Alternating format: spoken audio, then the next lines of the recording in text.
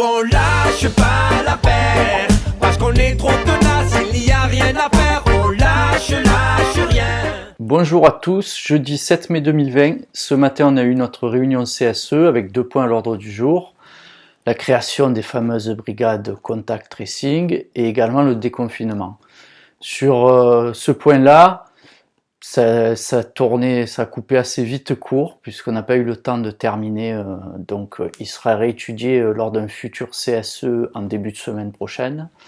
Voilà, bon, notre directrice des ressources a quand même tenu à rassurer parce qu'effectivement, elle a rappelé que lundi, rien ne changerait puisqu'ils vont prendre le temps de revoir les locaux, peut-être les réaménager, que le télétravail va continuer.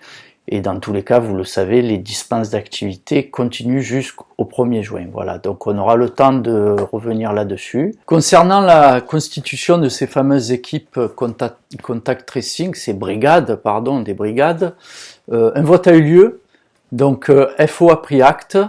La CGT, cadre et employés, bien entendu, s'est positionné contre et nous a rejoint le SNFOCOS, donc les cadres forces ouvrières, pour voter contre, ce qui nous donne une majorité de contre. On s'est inscrit dans la position de nos fédérations, puisqu'il faut savoir quand même que les fédérations nationales CGT et forces ouvrières appelé à boycotter ces fameuses brigades.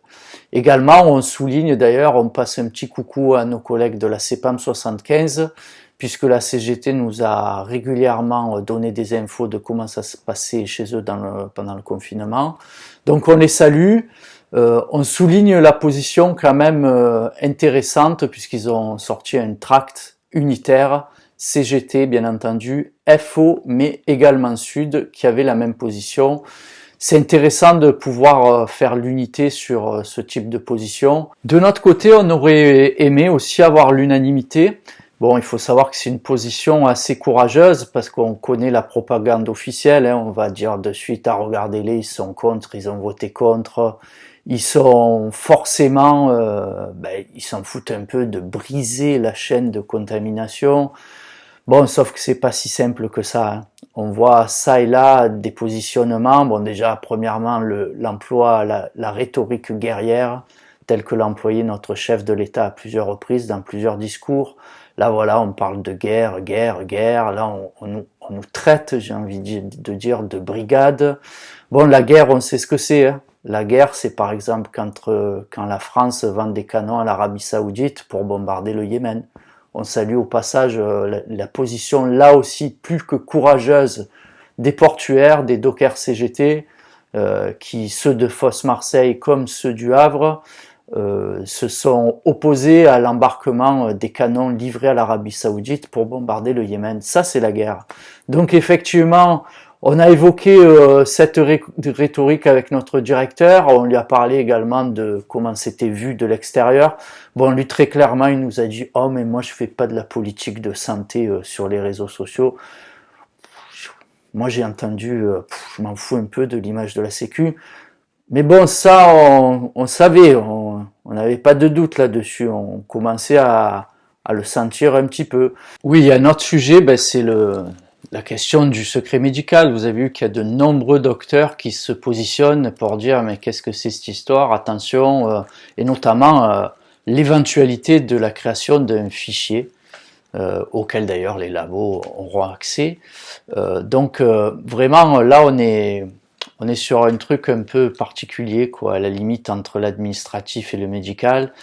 Donc attention. Ensuite, le plus important, c'est les remontées que vous nous avez faites, parce qu'effectivement, on voit que les équipes qui ont été constituées, leur fameuse présélection, là, quand on discute dans un premier temps avec la direction, ils nous disent « Oh non, il n'y a que des volontaires », ils ont affiché un truc, c'était magnifique.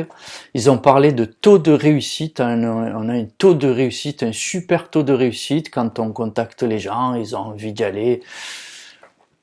C'est pas vraiment ce qu'on a, Nous, les remontées qu'on a, c'est plutôt l'inverse. Et ça se comprend d'ailleurs.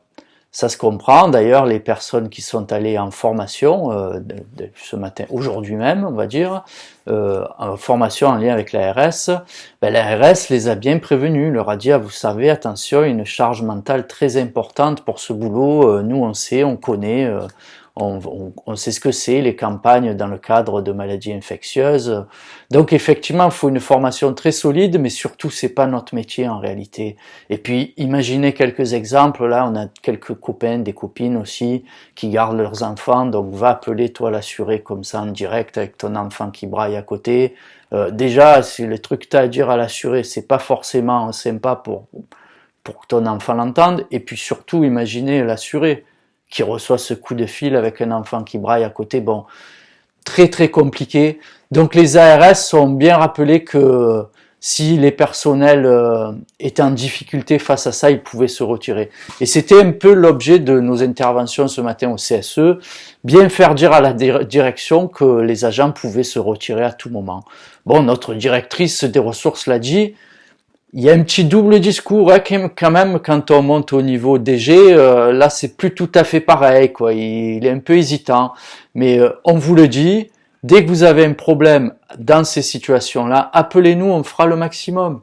Il ne faut pas subir de charge mentale supplémentaire dans la période qu'on traverse. Voilà, c'est tout simple, point. Alors on aurait énormément de choses à vous dire, on va terminer par un petit point important quand même, c'est celui de, vous le savez, le service précarité qui quand même a vu ses effectifs mais complètement siphonnés par ces brigades. On a positionné assez massivement les collègues de ce service sur ces brigades.